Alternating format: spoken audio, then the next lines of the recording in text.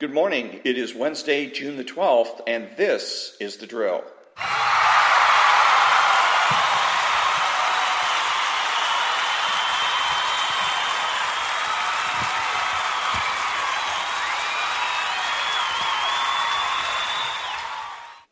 Good morning. My name is Ronald T. Hartgrove, and this is my podcast called The Drill, and it's about being a true conservative versus being a reactionary. All of the pundits, the people that you hear on the radio, are not conservative at all. Rush Limbaugh, Sean Hannity, Glenn Beck, etc. They are reactionary. And so my podcast is about what makes true conservatism and why it matters. And my podcast is made possible by Spreaker.com. My email address is at storytimes@hotmail.com. I'm on Twitter at Ronald Hardgrove and on Facebook, and my podcast is listed under The Drill. Being true conservative is knowing that the essence of any argument is change. That's ultimately what we're arguing about, whether we're talking about politics or a personal argument is always about change, fundamentally.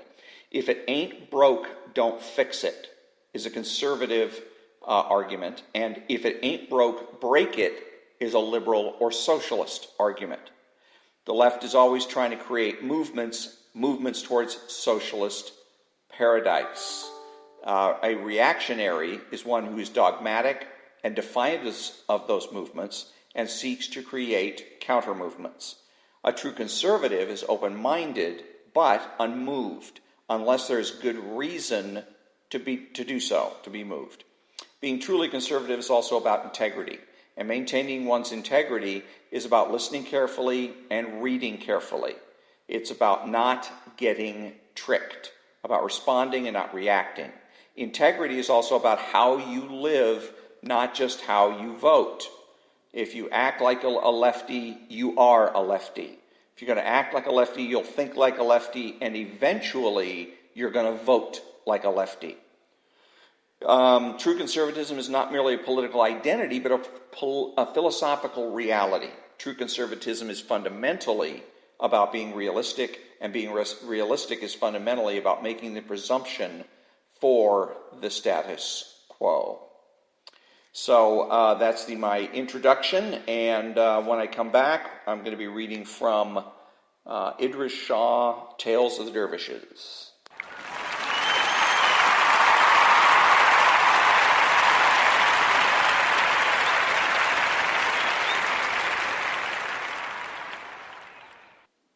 Thank you very much, and welcome back. When the waters were changed.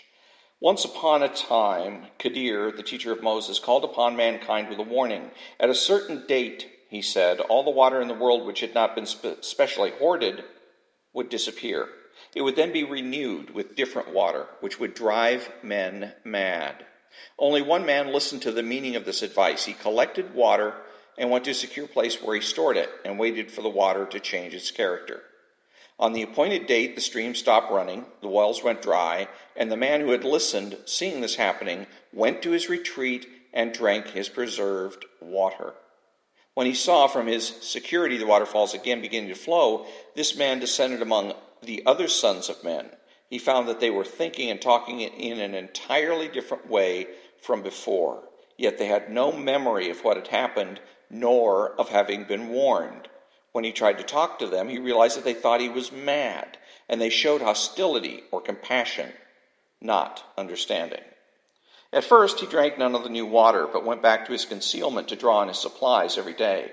Finally, however, he took the decision to drink the new water because he could not bear the loneliness of living, behaving, and thinking in a different way from everyone else. He drank the new water and became like the rest. Then he forgot all about his own store of special water, and his fellows began to look upon him as a madman who had miraculously been restored to sanity. So the one thing that I was just thinking about while I was reading that was that, of course, what he should have done was not just go back to his special store of water to drink, but invite others to do the same. And then he would have been, in essence, converting them or healing them, so to speak. But anyways, the point of the story is that is showing what's going on to a lesser degree in our society, where the issue no longer is really about politics. It's more and realistically about sanity. Are we going to be a civilization who acknowledges reality? So when I come back, I will be, what am I going to be reading? I'm going to go ahead. There's an opinion piece from Tammy Bruce in the Washington Times when I come back.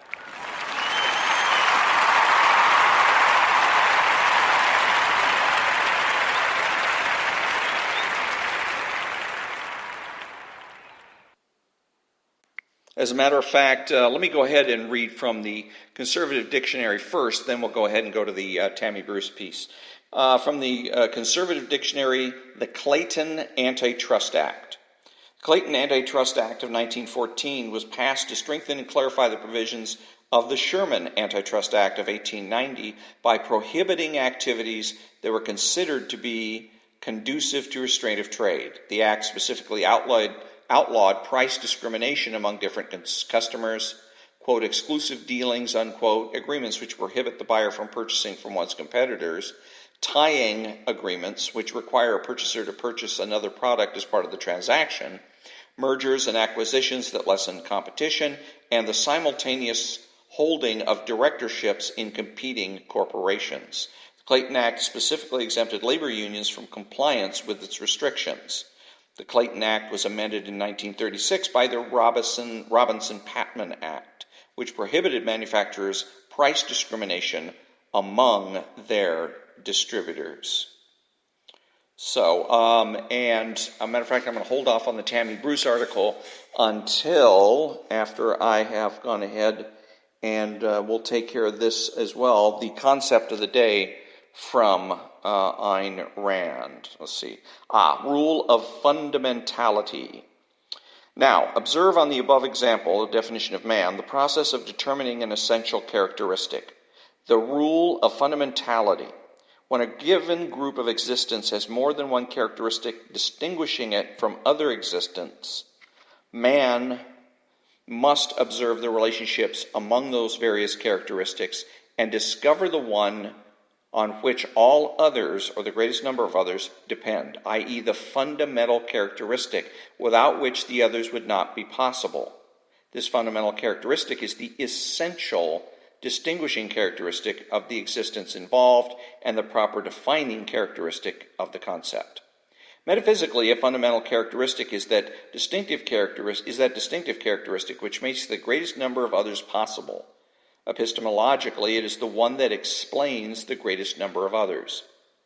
For instance, one could observe that man is the only animal who speaks English, wears wristwatches, flies airplanes, manufactures lipstick, studies geometry, reads newspapers, writes poems, darns socks, etc.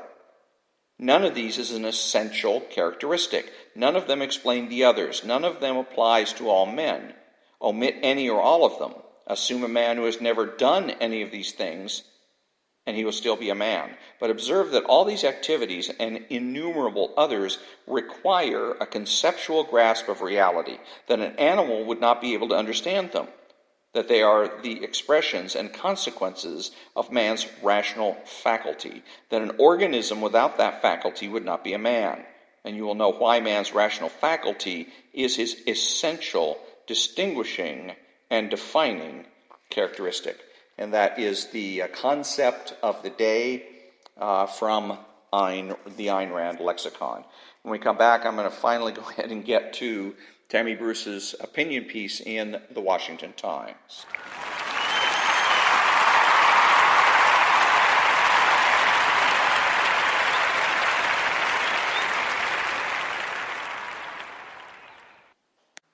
Thank you very much. Welcome back. So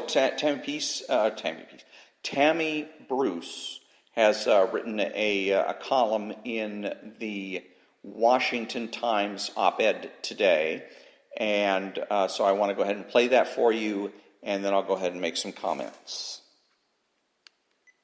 California's free health care for illegal immigrants, an unsustainable financial burden. From the Washington Times by Tammy Bruce, Wednesday, June the 12th. The health and welfare of Californians and the undocumented immigrants who flocked to that state are now under direct attack by a state bureaucracy that sees people only as disposable pieces on a political chessboard. California is on the verge of becoming the first state in the country to give free health care to adult illegal immigrants using the state Medi-Cal program, which offers free or low-cost health coverage for those with limited incomes. The state estimates this will provide free health care to what they believe is 100,000 illegal immigrants between the ages of 19 and 25 years old. A Washington Examiner editorial noted, quote, California wants to look after its people, so it keeps expanding its social safety net. It also wants to welcome all comers and so embraces illegal immigrants and protects them in sanctuary cities. To see how this is working out, visit Skid Row in LA or neighborhoods in San Francisco or elsewhere where homeless camps are spreading. Just as California lacks enough homes to house its inhabitants, so it also lacks enough doctors to care for them. The additional budget bloat on health care will worsen that shortage. And how will state officials pay for this? They will be instituting their own state-based individual mandate, slapping an extra tax or fine on Californians who do not have health insurance. Every one of us wants people to have health care. This is one of the reasons why support for Obamacare was initially very high. But here's the fact of the matter. The Affordable Health Care Act expanded Medi-Cal in California, and then in 2016, the state began covering illegal immigrant children under the same program. As more and more people went onto the Medi-Cal rolls, the number of doctors did not increase. As I've been stating since 2010, having health insurance is not the same as getting health care. The people in California relying on Medi-Cal are finding that out. In 2017, the Bakersfield Californian reported on a dangerous development. Quote, emergency room visits are up 29% in Kern County since 2009 when the Affordable Care Act was passed, running counter to one of the key takeaways from the law that they would decrease as consumers take advantage of preventative care. When more Californians began enrolling in Medi-Cal, local hospitals started seeing a surge in emergency room visitors. It has impacted every hospital in Kern County, unquote. The newspaper reported that hospital ER visits in that county surged, ranging from 10 to 39%. Moreover, the Kaiser Health Network reported this month that more emergency room patients are leaving California hospitals against medical advice, with administrators blaming overcrowded in ER conditions. The problems are obvious. One of the more obscene manipulations is that the vulnerable around the world hear about free health care and the safety of sanctuary cities, when both of those terms are lies. Yet they leave their homes after being encouraged by the news they hear and imagine an American utopia. Instead, they get California, where politicians use them as political pawns. The supposed free health care involves getting a Medi-Cal card. When getting an appointment with a doctor is impossible, they will go to an emergency room and will be among other Medi-Cal recipients waiting in a sea of individuals who are ill and suffering. In the sanctuary city of Los Angeles, many will find themselves sleeping on the street on the now famous downtown piles of trash infested with rats and alongside others infected with lice-borne typhus. Californians should also be appalled at the fact that the state recently killed a bill that would have allowed Californians over the age of 65 to also fold into the Medi-Cal program. Quote, the budget comes after Democratic lawmakers who who dominate the state capital, scrapped a proposal to provide Medi-Cal coverage to adults over 65 years old. The expansion of coverage to the elderly was opposed by Governor Gavin Newsom, who noted that the plan would cost $3.4 billion, unquote, the BBC reported. Yet, the costs associated with covering illegal aliens between the ages of 19 and 25 have to be estimated, making them genuinely unknown. Not only does the state not know how many undocumented 19 to 25-year-olds there actually are in California, but as a benefit is bestowed upon a certain age group, many will find the imagined benefit worth fibbing about their age. As Americans, we want everyone to do well and have health care. What is unacceptable, however, is exploiting those issues to implement crazy politicized schemes that destroy lives and collapse systems. Even without the scheme of providing free health care to an indeterminable number of illegal immigrants, California is already under a shocking, unsustainable financial burden. In 2017, the California Policy Center reported, quote, "We estimate that California's total state and local government debt as of June 30, 2017, totaled just over $1.5 trillion.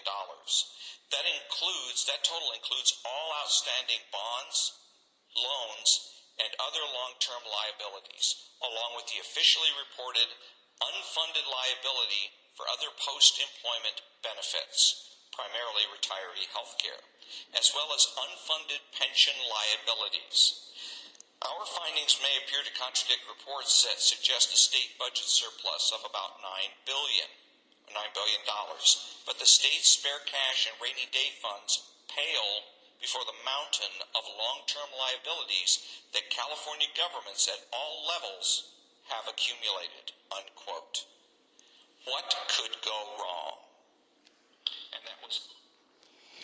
That was Tammy Bruce, and it was Washington Times op-ed piece or opinion piece dated today, June 12th.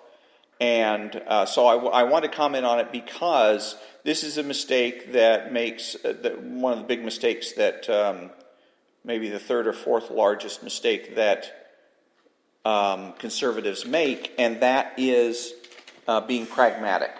A long time ago, socialists declared pragmatism to be the philosophy of America. That pragmatism is defined as that it basically what it is, just a glorified way of saying the ends justify the means. So being pragmatic means you consider consequences. So the article that she wrote, the op-ed, was very pragmatic. It came across, basically what she's saying is that the state of California is wanting to put illegal aliens on the Medi-Cal rolls, and that is wrong because of the potential consequences. And this is where the right goes wrong. When you're dealing with lefties and you make a pragmatic argument against their policies, you're going to get a pragmatic answer or solution. Okay, so everything in there, basically, what she's talking about in the article, comes down to money.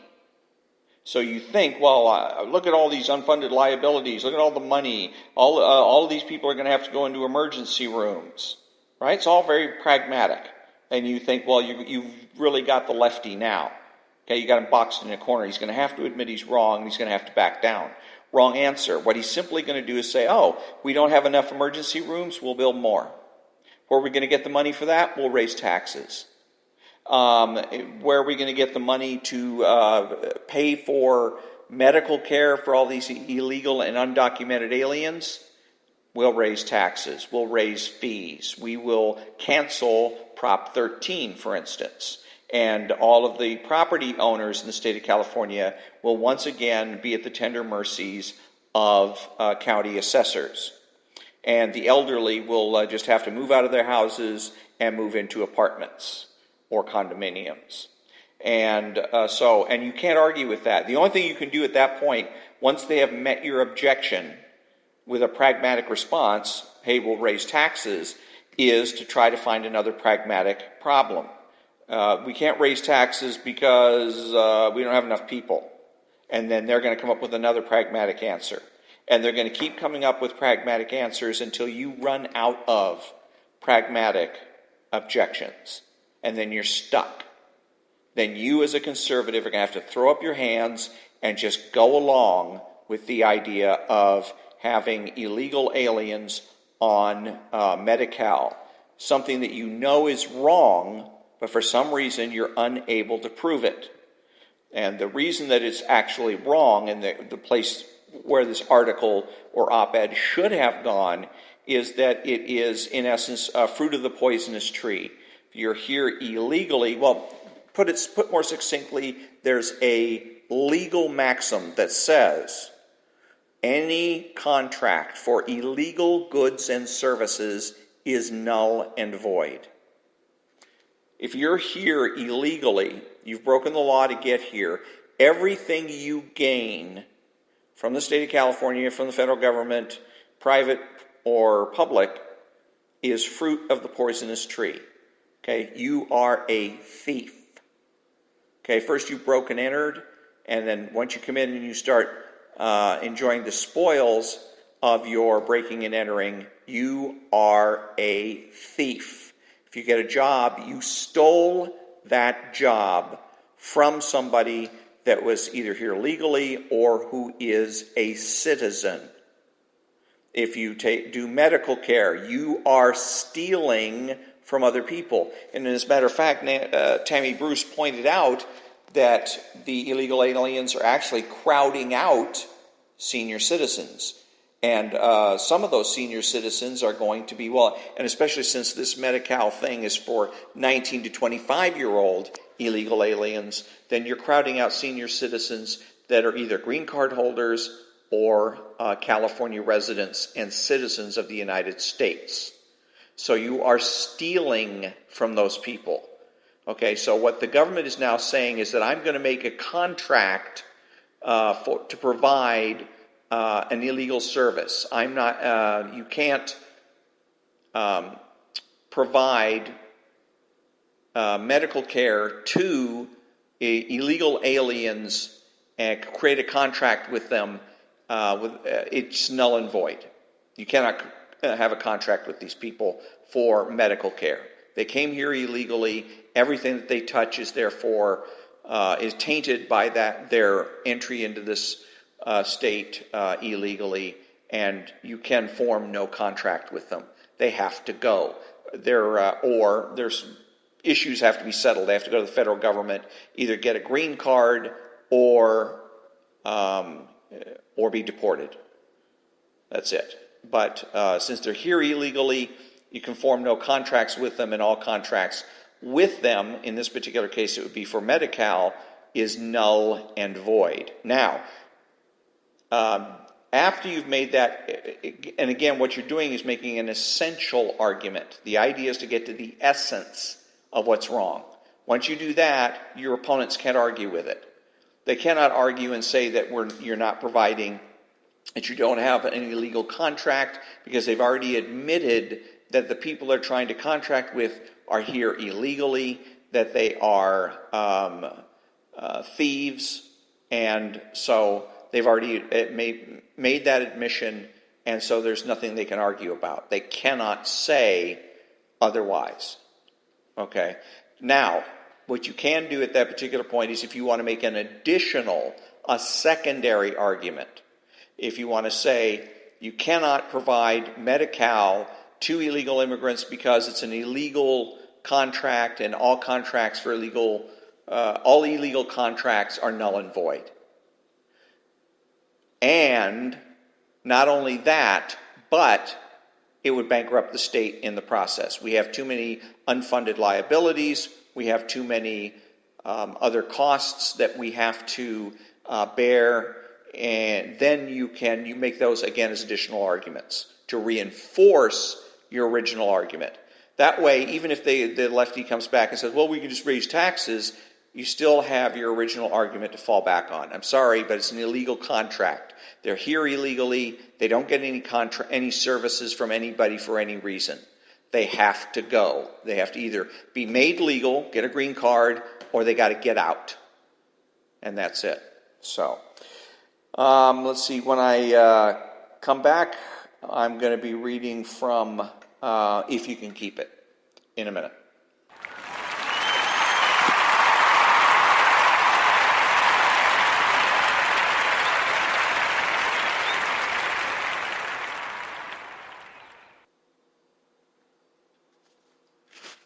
Thank you very much.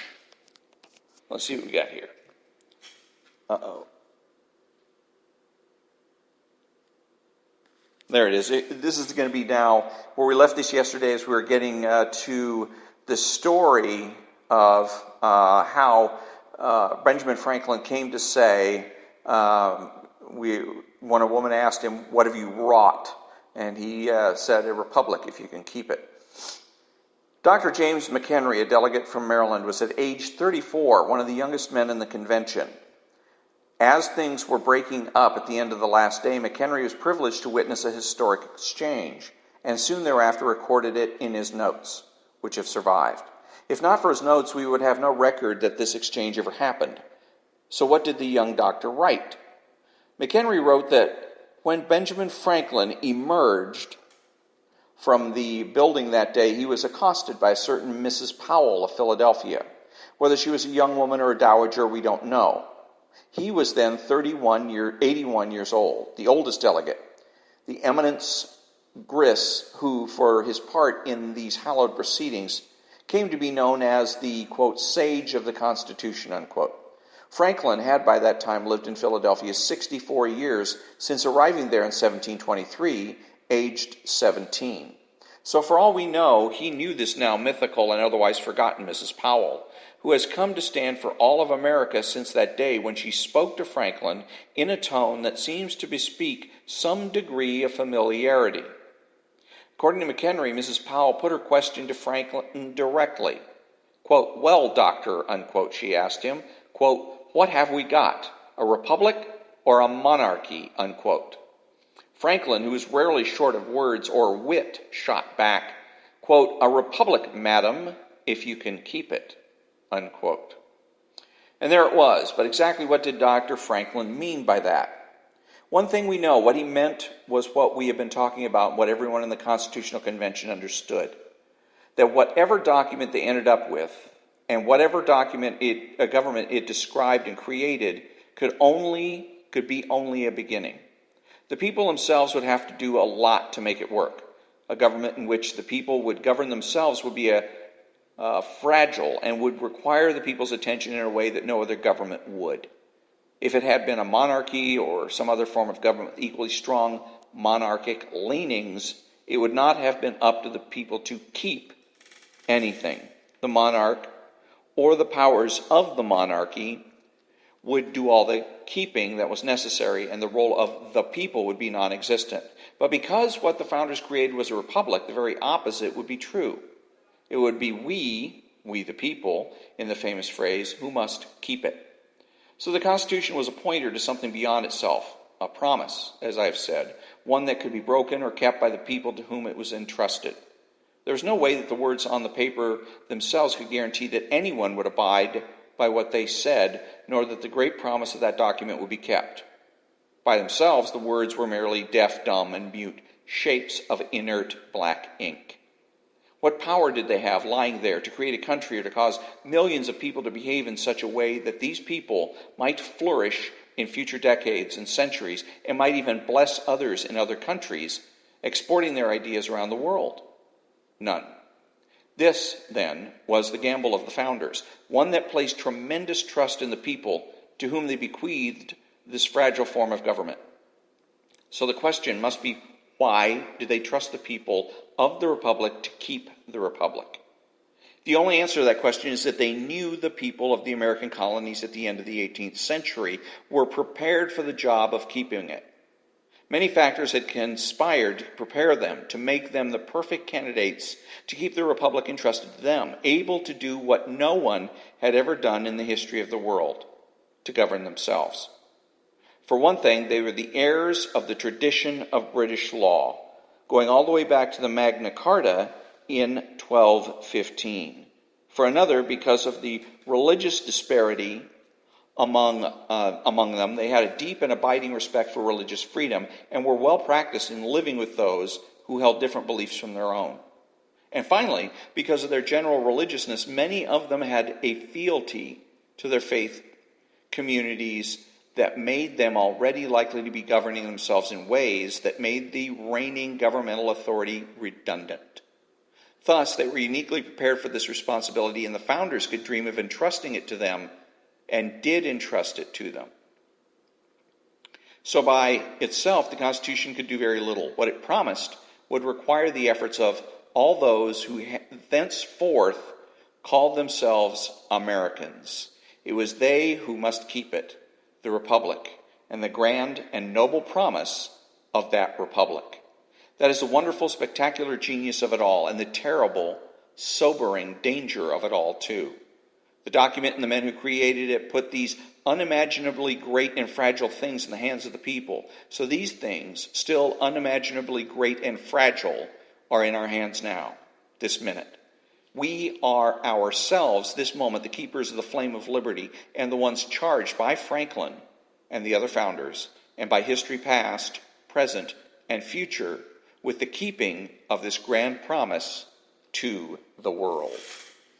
And so that was the story of the how it is that Ben Franklin came to utter those fateful words, "A republic, madam, if you can keep it." So when I come back, the conclusion.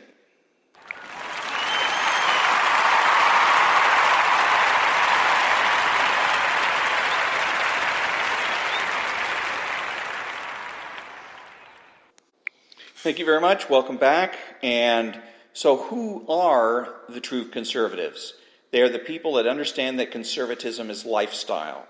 They are patriotic people who use common sense. They make judgments instead of predictions, speak clearly and definitively, and are not afraid to say no. They are open-minded, asking why rather than why not. They are consistent, credible, and influential, not ashamed of their existence, unafraid to learn or correct their mistakes. They are normal Americans. And that brings me to the conclusion of my this latest episode of The Drill. And until next time, thank you very much for listening, and have a great day.